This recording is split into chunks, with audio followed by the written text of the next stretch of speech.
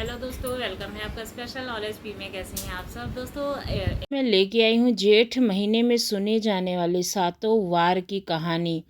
तो चलिए सुनते हैं सातों वार की कहानी एक साथ। ओम नमः शिवाय। सबसे पहले चलिए सुनते हैं भगवान शंकर की कहानी। किसी नगर में एक धनी व्यापारी रहता था। दूर दूर तक उसका व्यापार फैला हुआ था। नगर के सभी लोग उस व्यापारी का सम्मान करते थे। इतना सब कुछ संपन्न होने के बाद भी वह व्यापारी अत्यंत दुखी था, क्योंकि उसका कोई पुत्र नहीं था, जिस कारण अपनी मृत्यु के पश्चात व्यापार के उत्तराधिकारी की चिंता उसे हमेशा सताती रहती थी।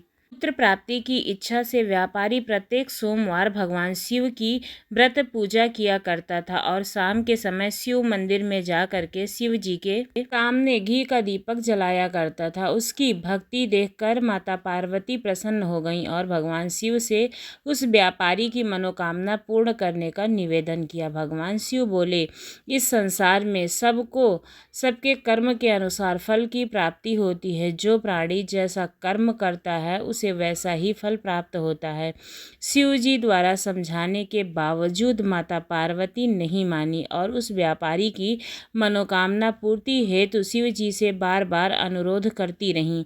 अंततः माता के आग्रह को देखकर भगवान भोलेनाथ को उस व्यापारी को पुत्र प्राप्ति का वरदान देना पड़ा। वरदान देने के पश्चात भोलेनाथ माता पार्वती से बोले कि आपके आग्रह से मैंने इसे पुत्र तो दे दिया, वरदान तो दे दिया, परंतु उसका पुत्र 16 वर्ष से अधिक समय तक जीवित नहीं रहेगा। उसी रात भगवान शिव उस व्यापारी के स्वप्न में आए और उसे पुत्र प्राप्ति का वरदान दिया और उसके पुत्र के 16 वर्ष तक जीवित रहने की बात बताई। भगवान के वरदान से व्यापारी को खुशी तो हुई, लेकिन पुत्र की अल्पायु की चिंता से वह खुशी को नष्ट कर दिया। व्यापारी पहले की तरह सोमवार के दिन भगवान शिव का विधि विधान से व्रत करता था। कुछ महीनों के बाद उसके घर एक अति सुंदर बालक ने जन्म लिया और घर में खुशियां भर गईं। बहुत धूमधाम से पुत्र जन्म का समारोह मनाया गया, परंतु व्यापारी को पुत्र जन्म की अधिक खुशी नहीं हुई, क्योंकि उसे पुत्र की अल्पायु के रहस्य के बारे में पता था। जब पुत्र 12 वर्ष का हुआ तो व्यापारी ने उसके मामा के साथ उसे पढ़ने के लिए बनारस भेज दिया। लड़का अपने मामा के साथ शिक्षा प्राप्ति हेतु चला गया। रास्ते में जहाँ भी मामा भांजे विश्राम हेतु रुकते, वहीं यज्ञ करते और ब्राह्मणों को भोजन कराते रहते। लंबी यात्रा के बाद मामा भांजे एक नगर में पहुंचे। उस नगर के राजा की कन्या का विवाह था, जिस कारण पूरे नगर को सजाया गया था। निश्चित समय पर बारात आ गई, लेकिन वर का पिता अपने बेटे के एक आंख के काने होने के कारण बहुत ही चिंतित था। उसे भय था कि इस बात का पता चलने पर कहीं राजा विवाह से इनकार न कर दे, इससे उसकी बदनामी भी होगी। जब वर के पिता ने व्यापारी के पुत्र को देखा तो उसके मस्तिष्क में एक विचार आया। उसने सोचा कि क्यों न लड़के को दूल्हा बनाकर राजकुमारी से विवाह करा दूं। विवाह के बाद इसको धन देकर विदा कर दूंगा और राजकुमारी को अपने नगर ले जाऊंगा। वर के पिता के लड़के के मामा से इस संबंध में बात की। मामा ने धन मिलने के लालच में वर के पिता की बात स्वीकार कर ली। लड़के को दूल्हे का वस्त्र पहनाकर राजकुमारी से विवाह कर दिया गया। राजा ने बहुत सारा धन देकर राजकुमारी को विदा किया। शादी के बाद लड़का जब राजकुमारी के साथ लौट रहा था तो वह सच नहीं छिपा सका और उसने राजकुमारी के ओढ़नी में लिख दिया, राजकुमारी तुम्हारा विवाह मेरे साथ हुआ था। मैं तो बनारसी पढ़ने के लिए जा रहा हूँ और अब तुम्हें जिस नवयुवक की पत्नी बनना पड़ेगा वह काना है। राजकुमारी ने अपनी ओढ़नी पर लिखा हुआ पढ़ा तो उसके काने लड़के के साथ जाने से इनकार कर दिया। राजा को जब ये सब बातें पता चली तो उसे राजकुमारी को महल में ही रख दिया। उधर लड़का अपने मामा के साथ वाराणसी पहुंच गया। गुरुकुल में पढ़ना शुरू कर दिया। जब उसकी आयु 16 वर्ष की हो गई तो उसने यज्ञ किया। यज्ञ के समाप्ति पर ब्राह्मणों को भोजन कराया और खूब अन्न वस्त्र आदि देकर विदा किया। रात को जब अपने शयन कक्ष में सो गया तो शिव के वरदान के अनुसार शयन कक्ष में ही उसके प्राण पखेरु उड़ गए। सूर्योदय पर मामा मृत भांजे को लेकर रोने पीटने लगा। आसपास के लोग भी एकत्र होकर दुख प्रकट करने लगे। लड़के के मामा के रोने विलाप करने के स्वर सुन करके समीप से गुजरते हुए भगवान शिव और माता पार्वती ने भी सुने। माता पार्वती ने भगवान से कहा, प्राणनाथ, मुझे इसके रोने के स्वर सहन नहीं हो रहे हैं।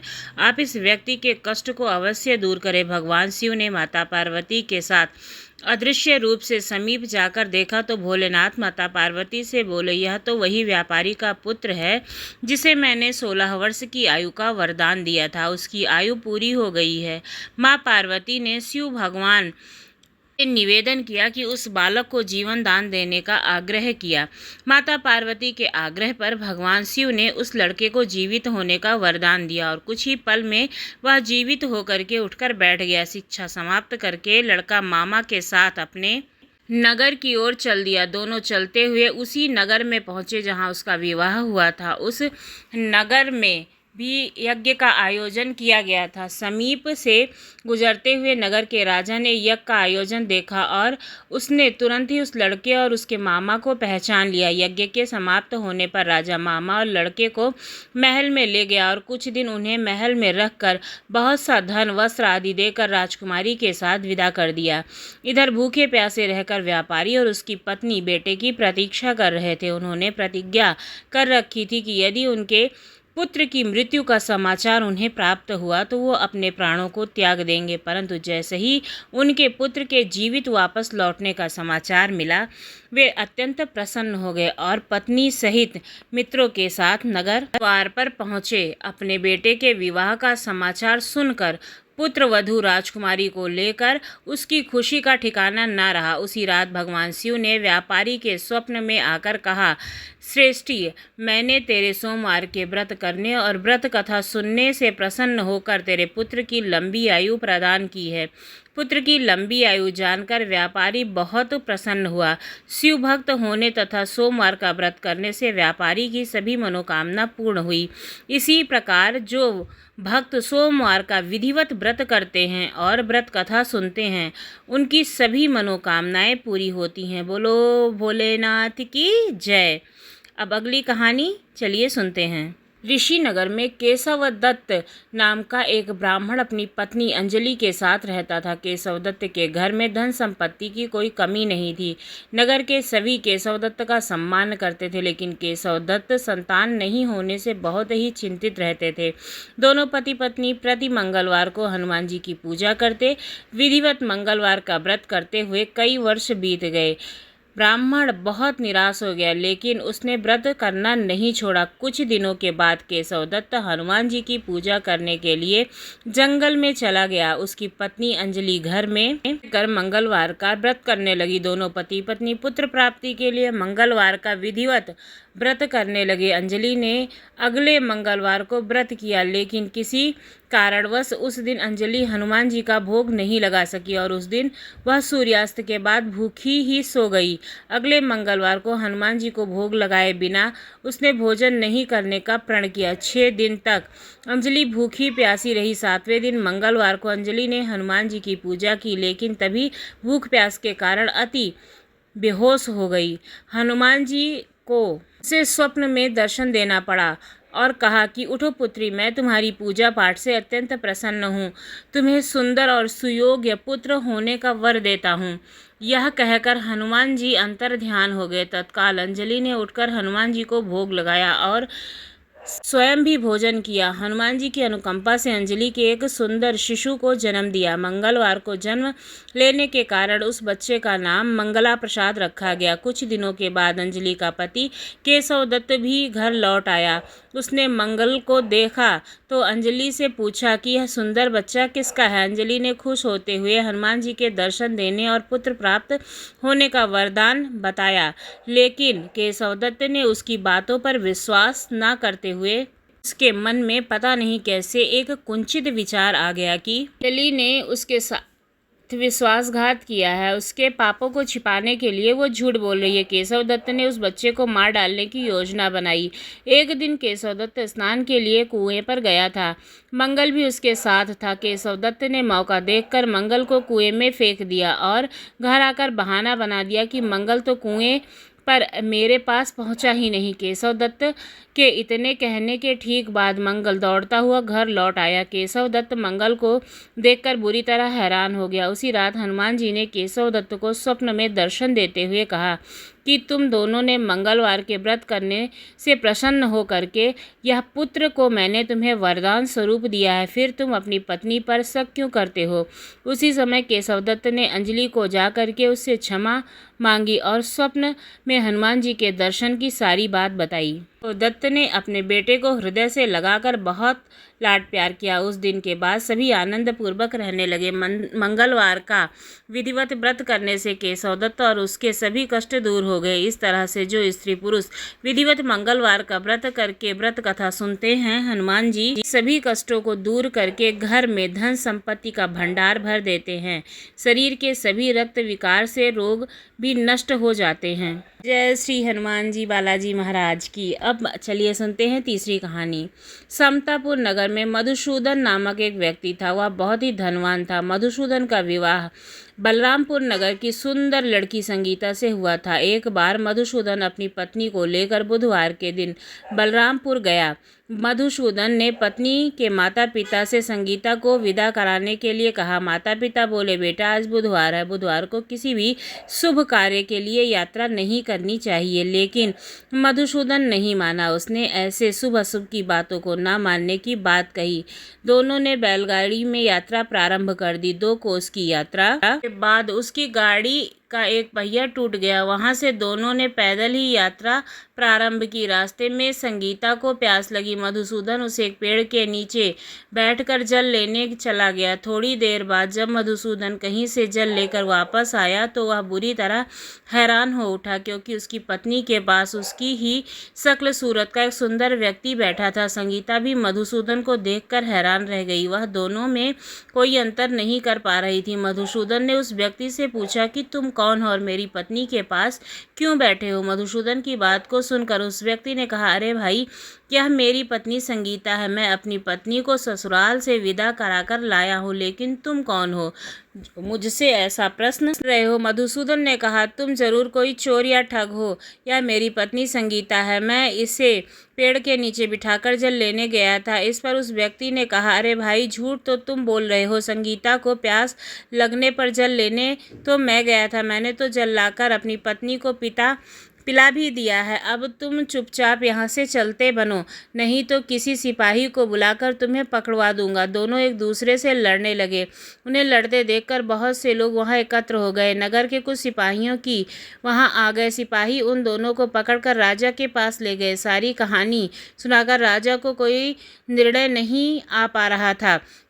संगीता भी उन दोनों में से अपने वास्तविक पति को पहचान नहीं पा रही थी। राजा ने दोनों को कारागार में डाल दिया और कहा।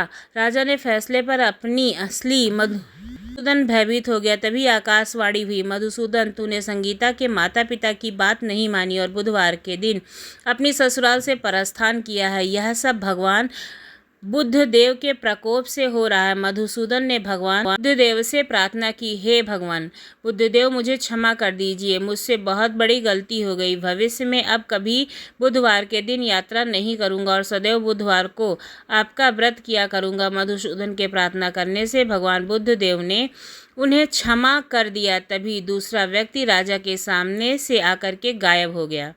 जो भी बुधवार को गलत काम करते हैं और बड़ों की बात नहीं सुनते हैं, भगवान उसकी बुद्धि भ्रष्ट कर देते हैं। तो चलिए अगली कहानी सुनते हैं, जो बृहस्पतिवार की है। भारतवर्ष में एक प्रतापी और दानी राजा राज्य करता था। वह नित्य गरीबों को और ब्राह्मणों की सहायता करता था। यह बात उसकी रानी को अच्छी नहीं लगती थी। ना वह गरीबों को दान देती, ना ही भगवान का पूजन करती, और राजा को भी दान देने से मना किया करती थी। एक दिन राजा शिकार खेलने वन को गए हुए थे, तो रानी महल में अकेली ही थी। तभी बृहस्पति देव साधु वेश में राजा के महल में भिक्षा के लिए गए और भिक्षा मांगी। रानी ने भिक्षा देने से इनकार किया और कहा कि हे साधु महाराज, मैं तो दान पुण्य से तंग आ गई हूँ। मेरा पति सारा दिन लुटाता रहता है। मेरी इच्छा कि मेरा सारा धन नष्ट हो जाए। ना रहेगा बांस, ना बजेगी बांसुरी। साधु ने कहा, देवी तुम तो बड़ी ही विचित्र हो। धन संतान तो सभी चाहते हैं, पुत्र और लक्ष्मी तो पापी के घर भी होने चाहिए। यदि तुम्हारे पास अधिक धन है तो भूखों को भोजन दो, प्यासों को प्याऊ बनवाओ, मुसाफिरों के लिए धर्मशालाएं खुलवाओ, और निर्धन अपनी कुंवारी कन्याओं का विवाह नहीं कर सकते उनका विवाह कराओ। ऐसे और कई कार्य हैं जिसको करने से तुम्हारा लोक यशलोक पर परलोक में फैलेगा। परंतु रानी का उपदेश का कोई प्रभाव न पड़ा। यह बोली, महाराज आप मुझे कुछ न समझाएं, मैं ऐसा धन नहीं चाहती जो हर जगह बांटती फिरूं। साधु ने उत्तर दिया, यदि तुम्हारी ऐसी इच्छा है तो तथास्तु, तुम ऐसा करना कि बृहस्पतिवार को घर लीपकर पीली मिट्टी से अपना सिर धोकर स्नान आदि करना, भट्ठी पर कपड़े चढ़ाकर धोना। ऐसा करने से तुम्हारा सारा धन नष्ट हो जाएगा। इतना कहकर वह साधु महाराज वहां से अलोप हो गए। साधु के अनुसार कई बातों को पूरा करते हुए रानी को केवल 3 बृहस्पतिवार ही बीते थे कि उसकी समस्त धन संपत्ति नष्ट हो गई। भोजन के लिए राजा परिवार तरसने लगा। तब एक दिन राजा ने रानी से बोला कि हे रानी, तुम यहीं रहो, मैं दूसरे देश को जाता हूँ, क्योंकि यहाँ पर सभी लोग मुझे जानते हैं, इसलिए मैं कोई छोटा मोटा कार्य नहीं कर सकता। ऐसे कहकर राजा परदेश को चला गया। वहाँ जंगल में लकड़ी काट कर लाता और बाहर शहर में बेचता। इस तरह से वह अपना जीवन व्यतीत करने लगा। इधर राजा के परदेश जाते ही रानी और दासी दुखी रहने लगे। एक बार रानी और दासी को 7 दिन तक बिना भोजन के रहना पड़ा। तो रानी ने अपनी दासी से कहा, हे दासी, पासी की नगर में मेरी बड़ी बहन रहती है, वह बड़ी ही धनवान है, तो उसके पास जा और कुछ लेकर आ ताकि थोड़ा बहुत गुजर बसर हो जाए। दासी रानी की बहन के पास गई। उस दिन गुरुवार का दिन था। रानी की बहन उस समय बृहस्पतिवार की व्रत कथा सुन रही थी। दासी ने रानी की बहन को अपनी रानी का संदेश दिया, लेकिन रानी की बड़ी बहन ने कोई भी उत्तर नहीं दिया। जब दासी को रानी की बहन का कोई उत्तर नहीं मिला तो वह बहुत दुखी हुई और उसे क्रोध भी आया। दासी ने वापस आकर रानी को सारी बात बताई। सुनकर रानी ने अपने भाग्य को कोसा। उधर रानी की बहन ने सोचा कि मेरी बहन की दासी आई थी, पर मैं उससे कुछ नहीं बोली हूँ, इससे वह दुखी हुई होगी। कथा सुनकर और पूजन समाप्त करके अपनी बहन के घर आई और कहने लगी कि बहन, मैं बृहस्पतिवार का व्रत कर रही थी, तुम्हारी दासी मेरे घर आई थी, परंतु जब यह कथा होती है तो ना उठते हैं ना बोलते हैं, इसलिए मैं तुम्हारी दासी से कुछ नहीं बोल पाई। रानी बोली, बहन तुमसे क्या छिपाऊं, हमारे घर में खाने तक को अनाज नहीं है। ऐसा कहते कहते रानी की आंखों में आंसू आ गए। उसने दासी समेत पिछले 7 दिनों से भूखे रहने की बात अपनी बहन को विस्तार पूर्वक बता दी। रानी की बहन बोली, देखो बहन, भगवान बृहस्पतिवार सभी की मनोकामना को पूर्ण करते हैं। देखो शायद तुम्हारे घर में अनाज रखा हो। पहले तो रानी को विश्वास नहीं हुआ, पर बहन के आग्रह करने पर उसने अपनी दासी को अंदर भेजा तो उसे सचमुच अनाज से भरा हुआ घड़ा मिल गया। यह देखकर दासी को बड़ी ही हैरानी हुई। दासी रानी से कहने लगी कि रानी, जब हमको भोजन नहीं मिलता है तो हम व्रत तो कर ही लेते हैं, इसलिए क्यों ना इनसे व्रत और कथा की विधि पूछ ली जाए ताकि हम व्रत कर सके। तब रानी ने अपनी बहन से बृहस्पतिवार व्रत के बारे में पूछा। की बहन ने बताया, बृहस्पतिवार के व्रत में चने की दाल, मुनक्का में भगवान विष्णु का, केले की जड़ में पूजन करें तथा दीपक जलाएं, व्रत कथा सुने और पीला भोजन करें, इससे बृहस्पति देव प्रसन्न होते हैं। व्रत और पूजन विधि बता करके रानी की बहन अपने घर को लौट आई। 7 दिन बाद जब गुरुवार आया तो रानी और दासी ने व्रत रखा। गुड़शाला में जाकर चना और गुड़ लेकर आई, फिर उससे केले की जड़ तथा विष्णु भगवान का पूजन किया। तब पीला भोजन कहाँ से आया, इस बात को लेकर दोनों बहुत दुखी हुए। कि उन्होंने व्रत रखा था इसलिए बृहस्पति देव उनसे प्रसन्न थे, इसलिए वे एक साधारण व्यक्ति का रूप धारण करके 2 थालों में सुंदर पीला भोजन दासी को दे गए। भोजन पाकर दासी प्रसन्न हुई और फिर रानी के साथ मिलकर भोजन ग्रहण किया। उसके बाद वे सभी गुरुवार को व्रत पूजन करने लगी। बृहस्पति भगवान की कृपा से उनके पास फिर से धन संपत्ति आ गई, परंतु रानी फिर से पहले की तरह आलस्य करने लगी। वह दासी बोली, देखो रानी, तुम पहले भी इस प्रकार आलस्य करती थी, तुम्हें धन रखने से कष्ट होता था, इस कारण सभी धन नष्ट हो गया, और अब जब भगवान बृहस्पति की कृपा से धन मिला है तो तुम्हें फिर से आलस्य आ रहा है। रानी को समझाते हुए दासी कहती है कि बड़ी मुसीबतों के बाद हमने यह धन पाया है, इसलिए हमें दान पुण्य करना चाहिए, भूखे मनुष्यों को भोजन कराना चाहिए और धन को शुभ कार्यों में खर्च करना चाहिए, जिससे तुम्हारे कुल का यश बढ़ेगा, स्वर्ग की प्राप्ति होगी, पितृ प्रसन्न होंगे। दासी की बात मान करके धन शुभ कार्यों में खर्च करने लगी, जिससे पूरे नगर में उसका यश फैलने लगा। कुछ दिन दुखी होकर जंगल में एक पेड़ के नीचे आसन पर बैठा हुआ राजा था। वह अपनी दशा को याद कर व्याकुल होने लगा। बृहस्पतिवार का दिन था। एकाएक उसे एक निर्जन वन में साधु महाराज प्रकट हुए और साधु वेश में स्वयं भगवान बृहस्पति देवता थे। लकड़हारे के सामने आकर बोले, लकड़हारे, इस सुनसान जंगल में तू चिंतामग्न क्यों बैठा है? लकड़हारे ने दोनों हाथ जोड़कर प्रणाम किया और उसे उत्तर दिया, महात्मा जी, आप सब कुछ तो जानते हैं, मैं क्या कहूँ? यह कहकर रोने लगा और साधु को अपनी आत्मकथा सुनाई। महात्मा जी ने कहा, तुम्हारी स्त्री ने बृहस्पतिवार के दिन बृहस्पति भगवान का निरादर किया है, जिसके कारण रुष्ट होकर उन्होंने तुम्हारी यह दशा कर दी है। अब तुम चिंता को त्याग दो और मेरे कहने पर चलो तो तुम्हारे सभी कष्ट दूर हो जाएंगे और भगवान पहले से भी अधिक धन तुम्हें देंगे। बृहस्पतिवार के दिन कथा किया करो। 2 पैसे के चने मुनक्के लाकर उसका प्रसाद बनाओ। शुद्ध जल में लोटे में शक्कर मिलाकर अमृत प्रसाद तैयार करो। कथा के पश्चात अपने सारे परिवार और सुनने वाले प्रेमियों में अमृत व प्रसाद बांटकर आप भी ग्रहण किया करो। ऐसा करने से भगवान तुम्हारी सभी मनोकामनाएं पूरी करेंगे। साधु के ऐसे वचन सुनकर लकड़हारा बोला, हे प्रभु, मुझे लकड़ी बेचकर इतना पैसा नहीं मिलता है जिससे भोजन के उपरांत कुछ बचा सकूं। मैंने रात्रि में अपनी स्त्री को व्याकुल देखा है।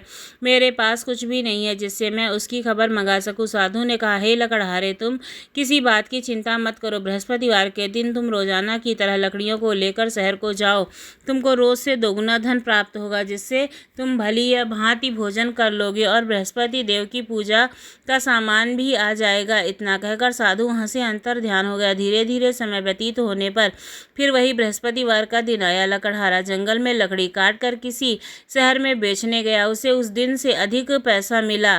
राजा ने चना गुड़ आदि लाकर गुरुवार का व्रत किया। उस दिन से उसके सभी क्लेश दूर हो गए। परंतु जब दूसरा बृहस्पतिवार आया तो वह व्रत करना भूल गया। इस कारण भगवान बृहस्पति नाराज हो गए। उस दिन उस नगर के राजा ने विशाल यज्ञ का आयोजन किया था। शहर में यह घोषणा करा दी थी कि कोई भी मनुष्य उसके घर में भोजन न बनावे, न आग जलावे। समस्त जनता उसके यहाँ भोजन करने आई। इस आज्ञा को जो न मानेगा उसे फांसी की सजा दी जाएगी। इस तरह की घोषणा संपूर्ण नगर में करवा दी गई। राजा की आज्ञा अनुसार शहर के सभी लोग भोजन करने गए, लेकिन लकड़हारा कुछ देर से पहुंचा। तभी राजा उसको अपने साथ लिवा ले गया और ले जाकर भोजन करा रहे थे। तभी रानी की दृष्टि उस खूंटी पर पड़ी जिस पर उसका हार लटका हुआ था।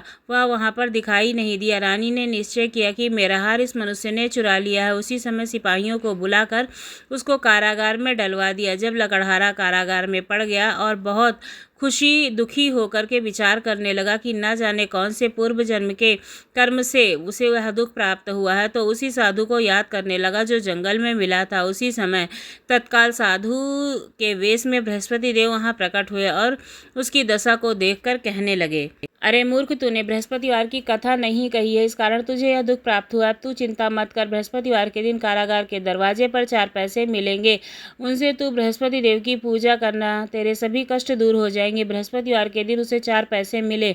लकड़हारे ने कथा कही। उसी रात्रि को बृहस्पति देव ने उस नगर के राजा को स्वप्न में कहा, हे राजा, तुमने जिस आदमी को कारागार में बंद कर दिया है वह निर्दोष है। यह राजा है, उसे छोड़ देना। इस रानी का हार उसी खूंटी पर लटका हुआ है। अगर तू ऐसा नहीं करेगा तो तेरे सभी राज्य को मैं नष्ट कर दूंगा। इस तरह रात्रि के स्वप्न को देखकर राजा प्रातःकाल उठा और खूंटी पर हार देखकर लकड़हारे को बुलाकर क्षमा मांगी। लकड़हारे को योग्य सुंदर वस्त्र आभूषण देकर विदा किया। बृहस्पति देव की आज्ञा अनुसार लकड़हारा अपने नगर को चल दिया। राजा जब अपने नगर के निकट पहुंचा तो उसे बड़ा ही आश्चर्य हुआ। नगर में पहले से अधिक बाग, तालाब, कुएं और बहुत सी धर्मशाला, मंदिर बन गए थे। राजा ने पूछा, यह सब किसका है? तब नगर के लोगों ने बताया कि यह सब रानी और बांदी के हैं। तो राजा को बड़ा ही आश्चर्य हुआ और गुस्सा भी आया। जब रानी ने यह खबर सुनी कि राजा आ रहे हैं तो उन्होंने बांदी से कहा कि दासी, देख, राजा हमको कितनी बुरी हालत में छोड़कर गए थे। हमारी ऐसी हालत देखकर वह लौट ना जाए, लेकिन तू दरवाजे पर खड़ी हो जा। आज्ञा अनुसार दासी दरवाजे पर खड़ी हो गई। राजा आए तो उन्हें अपने साथ लिवा लाई। जब राजा ने क्रोध करके अपनी रानी से पूछा कि यह धन तुम्हें कैसे प्राप्त हुआ है, तब उन्होंने कहा, हमें यह सब धन बृहस्पति देव के व्रत के प्रभाव से प्राप्त हुआ है। राजा ने निश्चय किया कि 7 रोज बाद तो सभी बृहस्पतिवार का पूजन करते हैं, परंतु मैं प्रतिदिन दिन में 3 बार कहानी तथा रोज व्रत किया करूंगा। अब हर समय राजा के दुपट्टे में चने की दाल बंधी रहती तथा दिन में 3 बार कहानी कहता। एक रोज राजा ने विचार किया कि चलो अपनी बहन के यहाँ हुआ में। इस तरह निश्चय कर राजा घोड़े पर सवार होकर अपनी बहन के यहाँ चलने लगा। मार्ग में उसने देखा कि कुछ आदमी एक मुर्दे को लिए जा रहे हैं। उसे रोककर राजा कहने लगा कि अरे भाइयों, मेरे बृहस्पतिवार की कथा सुन लो। तो वो बोले, हमारा तो आदमी मर गया, इसको तो अपने कथा की पड़ी है। परंतु कुछ आदमी बोले, अच्छा कहो, हम तुम्हारी कथा को सुन लेंगे। राजा ने निकाली और यह कथा आदि हुई कि मुर्दा हिलने लगा और जब कथा समाप्त हो गई तो राम राम कह के मुर्दा उठकर खड़ा हो गया। आगे मार्ग में उसे किसान खेत में हल चलाता मिला। राजा ने उसे देखा और उससे बोला कि अरे भाई, तुम मेरी बृहस्पतिवार की कथा सुन लो। किसान बोला, जब तक तेरी कथा सुनूंगा तब तक 4 हर्रैया जोत लूंगा, अपनी कथा किसी और को सुनाना। इस तरह से राजा आगे चलने लगा। राजा के हटते ही बैल पछाड़ा खाकर गिर गया और किसान के पेट में बड़ा जोर का दर्द होने लगा।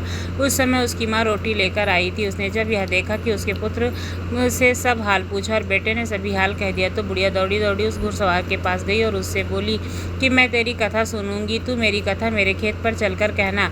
राजा ने बुढ़िया के खेत पर जाकर कथा कही, जिससे सुनते ही बैल उठकर खड़े हो गए और किसान के पेट का दर्द बंद हो गया। राजा अपनी बहन के घर पहुंचा। बहन ने भाई की खूब मेहमानी की।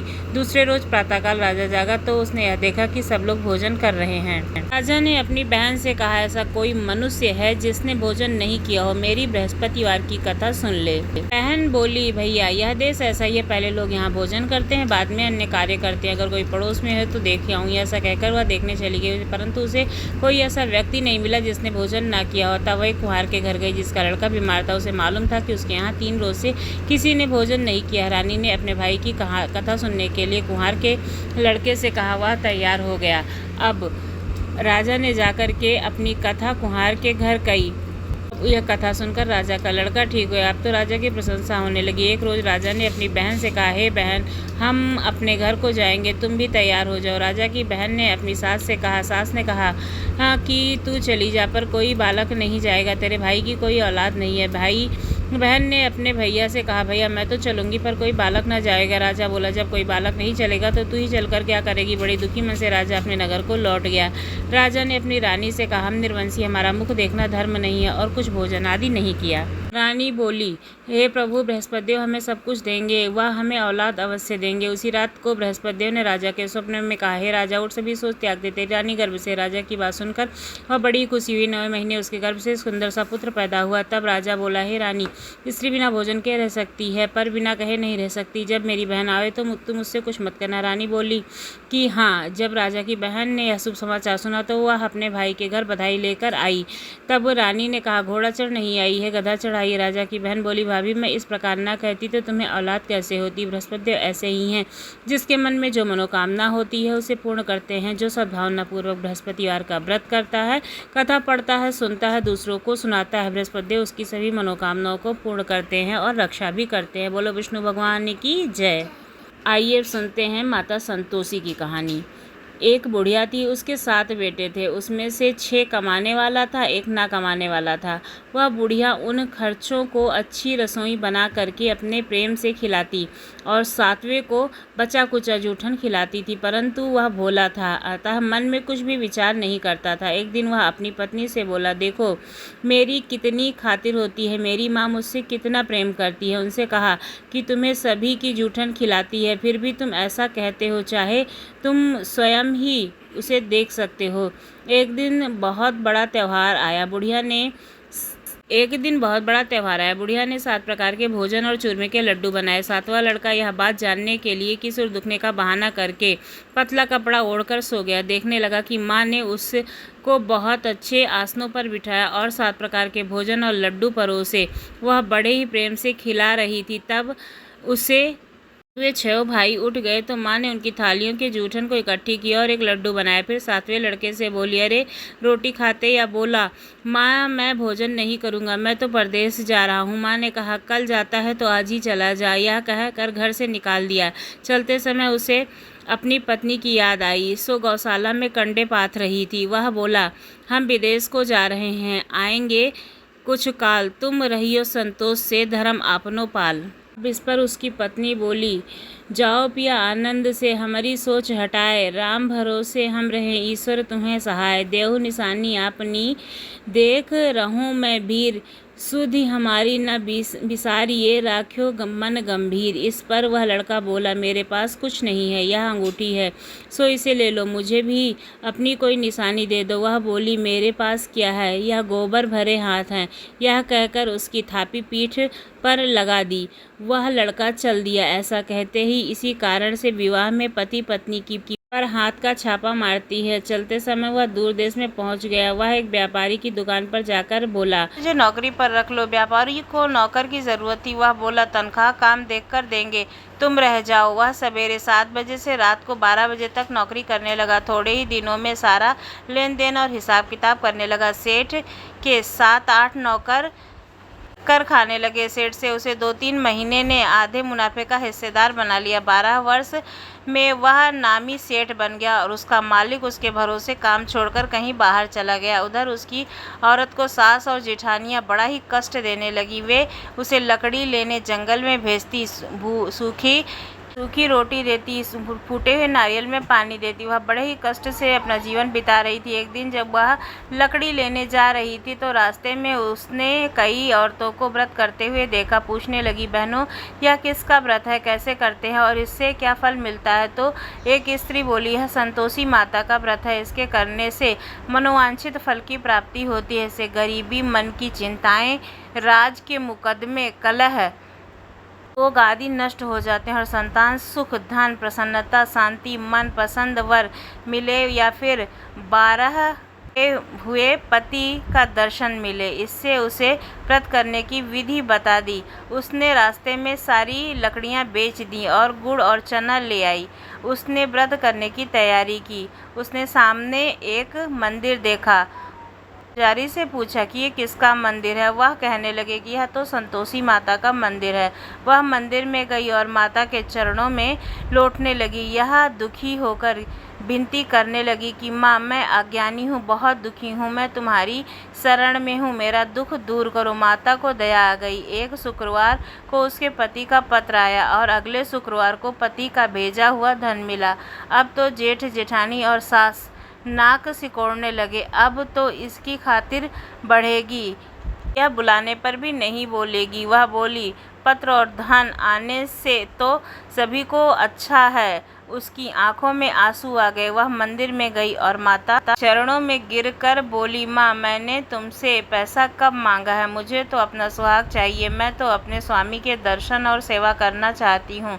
तब माता ने प्रसन्न होकर, जा, तेरा पति आएगा। वह बड़ी ही प्रसन्नता से घर गई और घर का कामकाज करने लगी। उधर संतोषी माता ने उसके पति के स्वप्न में आकर के पत्नी की याद दिलाई। उनके कहा कि माँ, मैं कैसे जाऊँ, परदेश की बात है, लेन देन का कोई हिसाब नहीं है। माँ ने कहा, मेरी बात मान, सवेरे नहा धोकर मेरा नाम लेकर घी का दीपक जलाकर दंडवत प्रणाम करके दुकान पर बैठना। देखते देखते सारा लेन देन साफ हो जाएगा, धन का ढेर लग जाएगा। सवेरे उसने अपने स्वप्न की बात सभी को कही तो सब खिल्ली उड़ाने लगे। वे कहने लगे कि कहीं सपने की बात भी सत्य होती है। पर एक बूढ़े ने कहा, भैया, जैसे माता ने कहा है वैसे ही करना क्या बुरा है? उसने नहा धोकर माता को दंडवत प्रणाम करके घी का दीपक जलाया और दुकान पर जाकर बैठ गया। थोड़ी ही देर में सारा लेन देन साफ हो गया, सारा माल बिक गया और धन का ढेर लग गया। वह प्रसन्न हुआ और घर के लिए गहने और सामान वगैरह खरीद करके बहुत जल्दी से घर को रवाना हो गया। उधर बेचारी उसकी पत्नी रोज लकड़ियां लेने जाती और रोज संतोषी माता की सेवा की। उसने माता से पूछा, हे माँ, यह धूल कैसी उड़ रही है? माता ने कहा, तेरा पति आ रहा है, तू लकड़ियों के 3 बोझ बना ले। एक नदी के तट पर, एक यहाँ रख और तीसरा अपने सिर पर रख। तेरे पति के दिल में उस लकड़ी के गट्ठे को देखकर मोह पैदा होगा। जब वह यहाँ रुकेगा तो नाश्ता पानी करके घर जाएगा। तब तू लकड़ियाँ उठाकर घर जाना और चौक के बीच में गट्ठा डालकर जोर जोर से 3 आवाजें लगाना। सासू जी, लकड़ियों का गट्ठा लो, भूसे की रोटी दो और नारियल के खोपरे में पानी दो। आज मेहमान कौन आया है? इतने में माँ के चरण छुए और उसने कहे अनुसार सारा कार्य किया। बहू तीसरा गट्ठा लेकर घर गई और चौक में डालकर कहने लगी, सासू जी, लकड़ियों का गट्ठा लो, भूसे की रोटी दो और नारियल के खोपरे में पानी दो। आज मेहमान कौन आया है? सुनकर सास बाहर आकर कपट भरे वचनों से उसके दिए हुए कष्टों को भुलाने के लिए कहने लगी, बेटी, तेरा पति आया है। मीठा भात खा, भोजन कर और गहने कपड़े पहन। अपनी माँ के ऐसे वचन सुनकर उसका पति बाहर आया और अपनी पत्नी के हाथ में अंगूठी देखकर व्याकुल हो गया। उसने पूछा कि यह कौन है? माँ ने कहा, यह तेरी बहू है। आज 12 बरस हो गए हैं। यह दिन भर घूमती फिरती है, कामकाज नहीं करती है, तुझे देखकर नखरे करती है। यह बोला, ठीक है, मैंने तुझे और इसे दोनों को देखा है। अब मुझे दूसरे घर की चाबी दो, मैं उसमें रहूंगा। माँ ने कहा, ठीक है, जैसे तेरी मर्जी। और उसने चाबियों का गुच्छा पटक दिया। उसने अपना सामान तीसरी मंजिल के ऊपर के कमरे में रख दिया। एक दिन में वे राजा के सामान ठाट बाट वाले बन गए। इतने में अगला शुक्रवार आया। बहू ने अपने पति से कहा, मुझे संतोषी माता का उद्यापन करना है। वह बोला, बहुत अच्छा, खुशी से कर। जल्दी ही उद्यापन की तैयारी करने लगी। उसने जेठ के लड़कों को जीवने के लिए कहा। उन्होंने मान लिया। पीछे से जेठानी ने अपने बच्चों को यह सिखाया कि तू खटाई मांगना, जिससे इसका उद्यापन पूरा ना हो। लड़कों ने जमकर खटाई मांगी। बहू कहने लगी, भाई, खटाई किसी को नहीं दी जाएगी, यह तो संतोषी माता का प्रसाद है। लड़के खड़े हो गए और बोले, पैसा लाओ। यह भोली कुछ न समझ सकी उनका क्या भेद है। उसने पैसे दे दिए और वे इमली की खटाई ला करके खाने लगे। इस पर संतोषी माता ने उस पर क्रोध किया। राजा के दूत उसके पति को पकड़ ले गए। वह बेचारी बड़ी ही दुखी हुई और रोती हुई माता के मंदिर में गई। उसके चरणों में गिरकर कहने लगी, माता, यह क्या किया? हंसाकर अब क्यों रुला रही हो? सात बोली, पुत्री, मुझे दुख है। तुमने अभिमान करके मेरा व्रत तोड़ा है और इतनी जल्दी सब कुछ भुला दिया है। वह कहने लगी कि माता, मैंने कोई भी अपराध नहीं किया। मुझे तो लड़कों ने भूल में डाल दिया था। मैंने भूल से ही उन्हें पैसे दे दिए। माँ, मुझे क्षमा करो, मैं दोबारा से उद्यापन करूँगी। माता बोली, जा, तेरा पति रास्ते में आता हुआ मिलेगा। उसे रास्ते में उसका पति मिला। उससे पूछने पर वह बोला कि राजा ने मुझे बुलाया था कि मैंने उससे मिलने गया था। अब घर चल। फिर कुछ दिन बाद शुक्रवार आया। वह दोबारा पति की आज्ञा से उद्यापन करने लगी। उसने फिर से जेठ के लड़कों को बुलाया। जेठानी ने फिर वही बात सिखा दी। लड़के भोजन की बात पर फिर खटाई मांगने लगे। उसने कहा, खटाई तो किसी को नहीं मिलेगी, खाना है तो खाओ। यह कहकर वह ब्राह्मण के लड़कों को लाकर भोजन कराने लगी। यद्यपि उसने उन्हें दक्षिणा दी, संतोषी माता उस पर प्रसन्न हुई। माता की कृपा से 9वें मास उसके एक चंद्रमा के समान सुंदर पुत्र हुआ। अपने पुत्र को लेकर वह रोजाना माता के मंदिर में जाने लगी। एक दिन संतोषी माता ने सोचा कि यह रोज यहाँ आती है, आज मैं इसके घर चलूँ, इसका पर देखो। यह सोचकर उसने एक भयानक रूप बनाया। गुड़वा चने से सना मुख, ऊपर को सूंड के समान होठ, जिस पर मक्खियाँ भिनभिना रही थीं। इसी सूरत से वह उसके घर गई। दिहाली में पाँव रखा तो उसकी सास बोली, देखो, कोई डायन चली आ रही, इसे भगाओ, नहीं तो यह किसी बालक को खा जाएगी। लड़के भागकर खिड़की बंद करने लगे। खिड़की से देख रही थी। वह वहीं से चिल्लाने लगी, आज मेरी माता मेरे घर आई है। यह कहकर उसने बच्चे को दूध पिलाने से हटा दिया। इतने में सास बोली, पगली, किसे देखकर उतावली हुई है? बच्चे को पटक दिया। इतने में संतोषी माता के प्रताप से वहाँ लड़के ही लड़के नजर आने लगे। बहू बोली, सासू जी, मैं जिसका व्रत करती हूँ यह वही संतोषी माता है। यह कहकर उसने सारी खिड़कियाँ खोल दी। सबने संतोषी माता के चरण पकड़ लिए और विनती कर कर कहने लगे, हे माता, हम मूर्ख हैं, अज्ञानी हैं, पापी हैं। तुम्हारे व्रत की विधि हम नहीं जानते। तुम्हारा व्रत भंग कर हमने बहुत बड़ा अपराध किया है। हे जगत माता, आप हमारा अपराध क्षमा करो। इस पर माता उन पर प्रसन्न हुई और बहू को जैसा फल दिया है वैसा माता सबको फल दें। बोलो संतोषी माता की जय। सुनते हैं शनिदेव की कहानी। एक बार सभी नवग्रहों में इस बात पर विवाद छिड़ गया कि कौन सबसे श्रेष्ठ है। विवाद बहुत ज़्यादा बढ़ गया। सभी इंद्रदेव के दरबार में न्याय के लिए पहुँचे। विवाद का कारण जानने के बाद इंद्रदेव मन ही मन घबरा गए और निर्णय देने में अपनी असमर्थता दिखाई। उन्होंने कहा कि पृथ्वी पर राजा विक्रमादित्य का राज्य है और वह बहुत ही न्यायप्रिय राजा हैं, यही उसका निर्णय कर सकते हैं। सभी ग्रह राजा विक्रमादित्य के पास पहुंचे और अपनी समस्या बताई और निर्णय के लिए कहा। राजा यह सुनकर बहुत ही चिंतित हुए, क्योंकि वे जानते थे कि यदि किसी को छोटा बताया गया तो वह कुपित हो जाएगा। उन्होंने एक उपाय सोचा और 9 सिंहासन अलग अलग धातुओं के बनवाए, जैसे स्वर्ण, रजत, कांस्य, पीतल, सीसा, रांगा, जस्ता, आम्रक और लोहा, और इन्हें इसी क्रम में रख दिया और इस सबसे निवेदन किया कि आप सब अपने अपने सिंहासन पर विराजमान हों।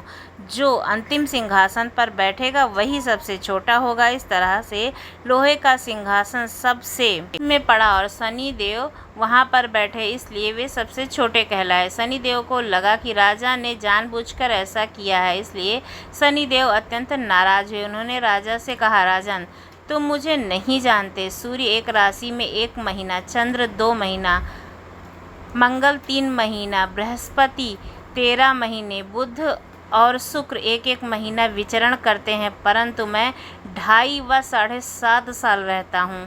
बड़े बड़ों का मैंने विनाश किया है। श्री राम की 7.5 में उन्हें वनवास कराया। रावण की आने पर उनको लंका में बंदर सेना से परास्त होना पड़ा। अब तुम सावधान रहना। शनिदेव ने क्रुद्ध होकर के कहा और वहाँ से चले गए। जब राजा की 7.5 आई तो शनिदेव घोड़े पर सौदागर बनकर विक्रमादित्य के पास पहुँचे। उन्होंने कई घोड़े राजा को दिए। राजा ने अपने अश्वपाल से अच्छे घोड़े खरीदने से आज्ञा दी। उसने कई अच्छे घोड़े खरीदे और एक सर्वोत्तम घोड़ा को अपने राजा के सवारी हेतु दिया। राजा ज्यों ही उस घोड़े पर बैठा सरपट जंगल की ओर भागा। भीषण वन में जाकर वह अंतर ध्यान हो गया। राजा भूखा सब भटकता रहा। तब एक ग्वाले ने उसे पानी पिलाया। राजा प्रसन्न होकर उसे अपनी अंगूठी दे दिया। अब राजा एक नगर को चल दिया। वहाँ उसने अपना नाम उज्जैन निवासी बताया। वहाँ उसने एक सेठ की दुकान में जल पिया और विश्राम किया। भाग्यवश उस दिन सेठ की बहुत अच्छी बिक्री हुई। सेठ बहुत खुश हुआ और उसे खाना दाना खिलाने अपने घर को ले गया। वहाँ राजा ने एक खूंटी पर हार टंगे देखा, जिसमें वह खूंटी निगल गई। थोड़ी देर में पूरा का पूरा परिवार उस खूंटी देखा और सेठ ने हार की चोरी उस पर लगा दी। यह सोचकर उसने लाल को बता करके उसे पकड़ा दिया। फिर राजा ने भी उसे चोर समझकर उसके हाथ पैर कटा दिए और नगर के बाहर फेंक दिया गया। उस पर एक तेली की नज़र पड़ी तो उसे उस पर दया आ गई। उसने बिका को अपनी गाड़ी में बिठा करके अपने घर ले गया। वह बिका जीभ से बैलों को हाँकने का काम करने लगा। इतने दिन में राजा की 7.5 खत्म होने को आई। एक दिन वर्षा काल आने पर बिका मल्हार गा रहा था तो वहाँ की राजकुमारी ने इस गीत को सुना और बिका पर मोहित हो गई और उसी से विवाह करने का प्रण लिया।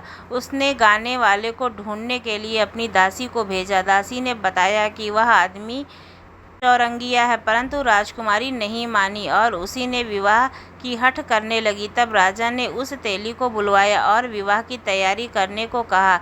इस पर बिका का विवाह उस राजकुमारी से हो गया। एक दिन बिका ने स्वप्न में शनिदेव को देखा। शनिदेव ने कहा कि राजन, देखा मुझे छोटा बताकर तुमने कितना दुख झेला। तब राजा ने शनिदेव से क्षमा मांगी और प्रार्थना की कि हे शनिदेव, जैसा दुख मुझे दिया है वैसा किसी और को मत देना। शनिदेव मान गए और कहा, तो मेरी कथा कहेगा और व्रत करेगा उसे मेरी दशा से कोई दुख नहीं होगा। जो नित्य मेरा ध्यान करेगा और चींटियों को आटा डालेगा उसके सारे मनोरथ पूर्ण होंगे। साथ ही राजा के हाथ पैर भी पुनः मिल गए। प्रातः जब नींद खुली तो राजकुमारी राजा को देखकर आश्चर्यचकित हो गई। तब बिका ने उसे बताया कि वह उज्जैन का राजा विक्रमादित्य है। तब सभी बहुत प्रसन्न हुए।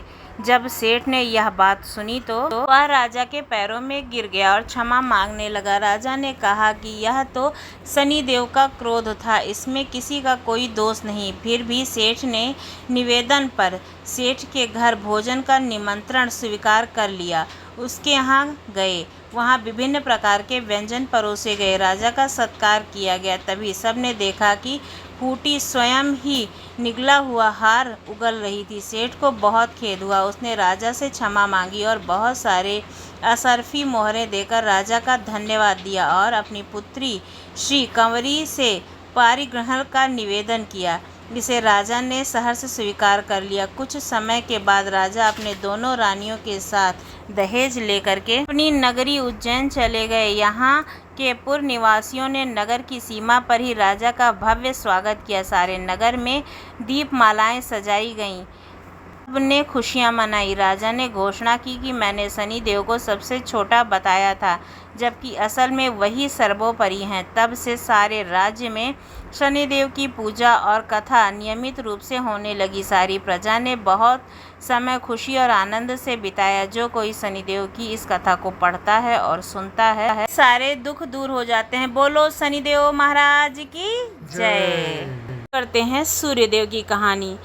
रविवार व्रत की पौराणिक कथा के अनुसार प्राचीन काल में एक बुढ़िया रहती थी। वह नियमित रूप से रविवार का व्रत करती। रविवार के दिन सूर्योदय से पहले उठकर बुढ़िया स्नान आदि से निवृत्त होकर के आंगन को गोबर से लीपकर स्वच्छ करती। उसके बाद सूर्य भगवान की पूजा करते हुए रविवार व्रत कथा सुनकर सूर्य भगवान का भोग लगाकर दिन में एक समय भोजन करती थी। सूर्य भगवान की अनुकंपा से बुढ़िया को किसी प्रकार की चिंता या कष्ट नहीं था। धीरे धीरे उसका घर धन धान से भरा हुआ था। गाय को आंगन में बांधकर उसने जल्दी से उसे चारा लाकर खिलाया। पड़ोस ने उस बुढ़िया के आंगन में बंधी हुई सुंदर गाय और बछड़े को देखा तो उससे और अधिक जलने लगी। तभी गाय ने सोने का गोबर किया। गोबर को देखते ही पड़ोसन की आंखें फट गई। पड़ोसन ने उस बुढ़िया को आसपास ना पाकर तुरंत उस गोबर को उठाया और अपने घर ले गई तथा अपनी गाय का गोबर वहां रख गई। सोने के गोबर से पड़ोसन कुछ ही दिनों में धनवान हो गई। गाय प्रतिदिन सूर्योदय से पूर्व सोने का गोबर किया करती थी और बुढ़िया के उठने से पहले ही पड़ोसन उस गोबर को उठा ले जाती थी। बहुत दिनों तक बुढ़िया को सोने के गोबर के बारे में कुछ पता ही नहीं चला। बुढ़िया पहले की तरह हर रविवार को भगवान सूर्यदेव का व्रत करती रही और कथा सुनती रही। लेकिन सूर्य भगवान को जब पड़ोसन की चालाकी का पता चला तो उन्होंने तेज आंधी चलाई। आंधी का प्रकोप देखकर बुढ़िया ने गाय को घर के भीतर बांध दिया। सुबह उठकर बुढ़िया ने सोने का गोबर देखा तो उसे बड़ा ही आश्चर्य हुआ। इनके बाद बुढ़िया गाय को घर के भीतर बांधने लगी। सोने के गोबर से बुढ़िया कुछ ही दिनों में बहुत धनी हो गई। उस बुढ़िया के धनी होने से पड़ोसन बुरी तरह से जल भुनकर राख हो गई और उसने अपने पति को समझा बुझाकर उसे नगर के राजा के पास भेज दिया। सुंदर गाय को देखकर राजा बहुत ही खुश हुआ। सुबह जब राजा ने सोने का गोबर देखा तो उसे बड़ा ही आश्चर्य हुआ और उसके आश्चर्य का ठिकाना ना रहा। उधर सूर्य भगवान को भूखी प्यासी बुढ़िया को इस तरह से प्रार्थना करते देखकर उस पर करुणा आ गई। उसी रात सूर्य भगवान ने राजा को स्वप्न में कहा, राजन, बुढ़िया की गाय व बछड़ा तुरंत उसे लौटा दो, नहीं तो तुम पर विपत्तियों का पहाड़ टूट पड़ेगा, तुम्हारा महल नष्ट हो जाएगा। सूर्य भगवान के स्वप्न से बुरी तरह भयभीत होकर राजा ने प्रातः उठते ही गाय और बछड़ा बुढ़िया को लौटा दिया। राजा ने बहुत सा धन देकर बुढ़िया से अपनी गलती के लिए क्षमा मांगी। राजा ने पड़ोसन और उसके पति को उसकी इस दुष्टता के लिए दंड दिया। फिर राजा ने पूरे राज्य में घोषणा कराई कि सभी स्त्री पुरुष रविवार का व्रत किया करें। रविवार का व्रत करने से सभी लोगों के घर में धन्य धान से भरा रहेगा। रास्ते से चारों ओर खुशहाली छा गई। स्त्री पुरुष सुखी जीवन यापन करने लगे तथा सभी लोगों के शारीरिक कष्ट दूर हो गए। तो दोस्तों, आपको ये सातों वार की कहानी कैसी लगी ज़रूर बताइएगा। अगर अच्छी लगी होगी तो हमारे चैनल को सब्सक्राइब करना ना भूलिएगा। अगर आपको कोई और भी धार्मिक या फिर भी तरह की कोई जानकारी चाहिए तो हमें कमेंट्स बॉक्स में ज़रूर